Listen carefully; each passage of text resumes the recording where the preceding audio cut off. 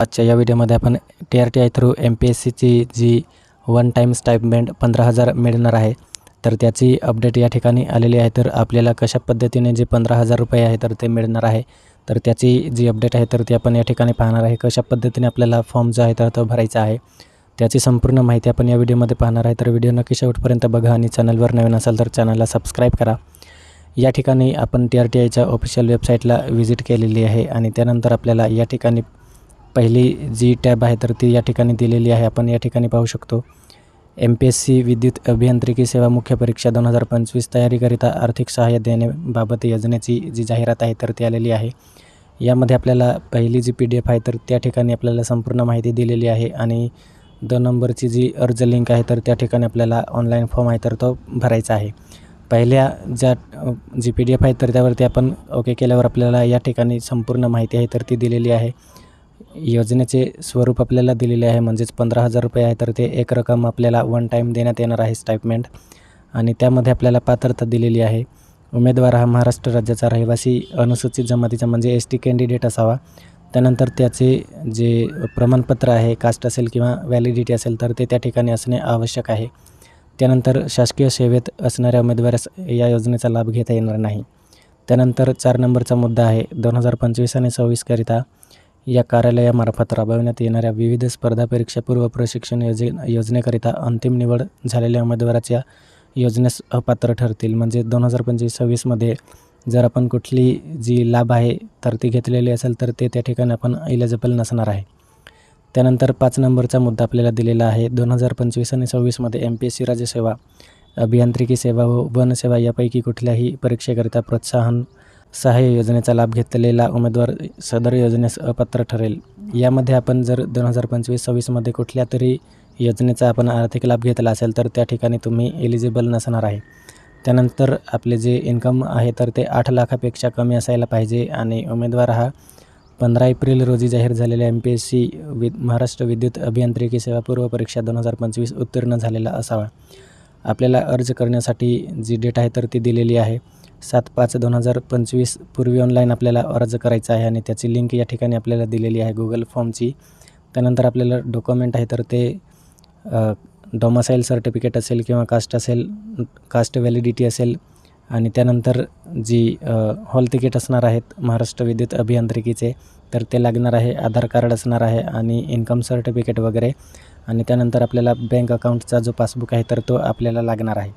त्यानंतर आपल्याला ऑनलाईन जो फॉर्म आहे तर तो भरून हा जो ॲड्रेस दिलेला आहे आपल्याला या ॲड्रेसवरती आपल्याला जो ॲप्लिकेशन आहे तर तो पाठवायचा आहे.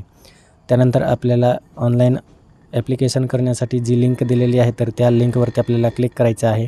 या ठिकाणी आपल्याला जी बेसिक डिटेल आहे तर ती दिलेली आहे. या ठिकाणी इंग्लिशमध्ये दिलेली आहे. संपूर्ण माहिती आपण मराठीमध्ये बघितलेली आहे. त्यानंतर आपल्याला या ठिकाणी कॅन्डिडेट फुल नेम म्हणजेच आपले जे MPSCच्या रिझल्टमध्ये जसे नाव असेल तसे नाव आपल्याला या ठिकाणी फिल करायचं आहे. त्यानंतर आपली ईमेल ID या ठिकाणी एंटर करायची आहे. त्यानंतर आपला जो कॉन्टॅक्ट नंबर असेल तर तो कॉन्टॅक्ट नंबर आपल्याला त्या ठिकाणी द्यायचा आहे आणि त्यानंतर आपला आधार नंबर असेल तर तो आधार कार्ड नंबर आपल्याला या ठिकाणी एंटर करायचा आहे. त्यानंतर आपल्याला जी विचारलेलं आहे की जी प्रिलिम्स आहे तर ते आपण पास झालेलो आहे का, तर येस करायचं आहे या ठिकाणी. त्यानंतर MPSC electrical engineering service prelims exam 2025चा जो सीट नंबर असेल तो सीट नंबर आपल्याला या ठिकाणी एंटर करायचा आहे. त्यानंतर आपल्याला STमधून आपण बिलॉंग करतात येस करायचं आहे या ठिकाणी. STमधून आपण बिलॉंग करतो आहे. त्यानंतर आपली जी सब कास्ट असेल तर ती आपल्या कास्ट सर्टिफिकेटमध्ये दिलेली असते तर ती त्या ठिकाणी आपल्याला एंटर करायची आहे. त्यानंतर जो कास्ट सर्टिफिकेट असतं तर त्याचा नंबर आपल्याला या ठिकाणी एंटर करायचा आहे. त्यानंतर आपला जो बँक अकाउंट आहे तर तो कोणत्या बँकेमध्ये आहे तर त्याचे नाव त्या ठिकाणी आपल्याला द्यायचे आहे.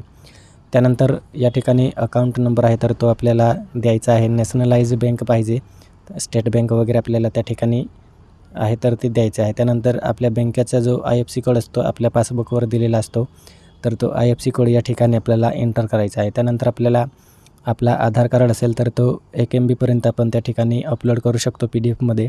त्यानंतर आपल्याला पासपोर्ट साईज फोटो अपलोड करायचा आहे. 1 MB जी साईज आहे तर ती दिलेली आहे तर ती आपल्याला या ठिकाणी अपलोड करायचं आहे. त्यानंतर आपल्याला जो पासबुक आहे तर तो सुद्धा 1 MB आपल्याला अपलोड करायचा आहे PDF साईजमध्ये.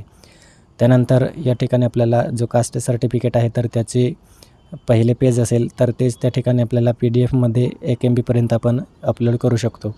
त्यानंतर कास्ट सर्टिफिकेट आपल्याला या ठिकाणी जे व्हॅलिडिटी असेल तर ती या ठिकाणी आपल्याला अपलोड करायची आहे. त्यानंतर आपल्याला डोमासाईल दिलेला आहे तर तो डोमासाईलसुद्धा आपल्याला 1 MB-पर्यंत आपण या ठिकाणी अपलोड करायचं आहे. त्यानंतर आपले इन्कम सर्टिफिकेट असेल तर ते या ठिकाणी आपल्याला 1 MB-पर्यंत PDF साईजमध्ये अपलोड करायचं आहे.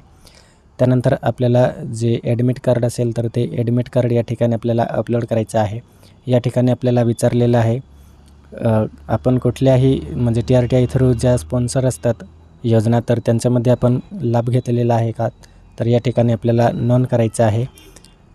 नोंद केल्यावर आपल्याला डिक्लेरेशन दिलेलं आहे त्या डिक्लेरेशनवरती आय ॲग्रीवरती टिक करायचं आहे आणि फायनली सबमिट या ऑप्शनवरती क्लिक करायचं आहे. तर अशा पद्धतीने जी एकरकमी 15,000 रुपये स्कॉलरशिप आहे तर ती आपण TRTI थ्रू मिळवण्यासाठी हा जो फॉर्म आहे तर तो ऑनलाईन अशा पद्धतीने भरायचा आहे.